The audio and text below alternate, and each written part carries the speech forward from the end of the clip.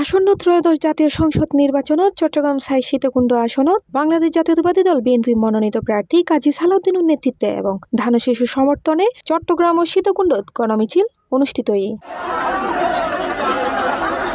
শুক্রবার বিএলএ সাইটটায় উপজেলা বিএনপির অঙ্গ সহযোগী সংগঠনের আয়োজনে অনুষ্ঠিত বিশাল বিক্ষোভ মিছিলত উপজেলার ১ নং সৈয়দপুর উত্তর ১০ সলিমপুর ইউনিয়ন এবং পৌরসভা বিএনপি ও অঙ্গ সংগঠনের হাজার নেতাকর্মী অংশ লয়।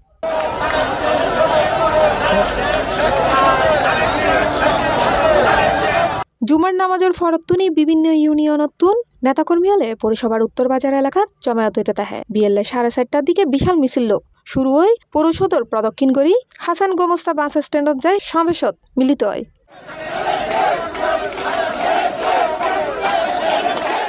এই সময় উপস্থিত আছেন সীতাকুণ্ড উপজেলা বিএনপির সদস্য সচিব কাজী মোহাম্মদ মহিউদ্দিন, উপজেলা ও পৌরসভা বিএনপির নেতা গাজী মোহাম্মদ সুজাউদ্দিন, জয়নাল আবেদিন দুলাল, AKM শামসুল আলম আজাদ, মোহাম্মদ শামসুদ্দোহা, ইদ্রিস মিয়া মনির, কাজী এনামুল বাড়ি, মোহাম্মদ জাফর ভূঁইয়া, মোহাম্মদ আকবর হোসেন, আলমগীর মোহাম্মদ ইমরান সহ অঙ্গ সহযোগী সংগঠনের হাজারো নেতাকর্মী হল।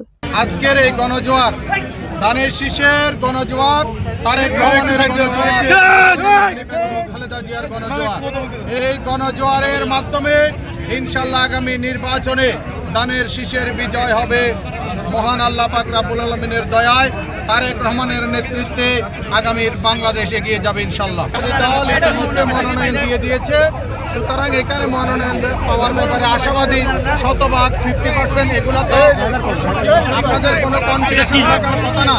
বাংলাদেশ জাতীয়তাবাদী দল মনোনয়ন দেওয়ার পর থেকে আমরা সারা সীতাকুণ্ড এই চট্টগ্রাম ৪ আসনে আমরা চষে বেড়াচ্ছি, যেখানে আপনারা ইতিমধ্যে অনেক প্রোগ্রামে আমাদের সাথে গিয়েছেন। হাজার হাজার জনতা আমাদের মাঝে এসে সাড়া দিচ্ছে। C plus TV, Chittagong.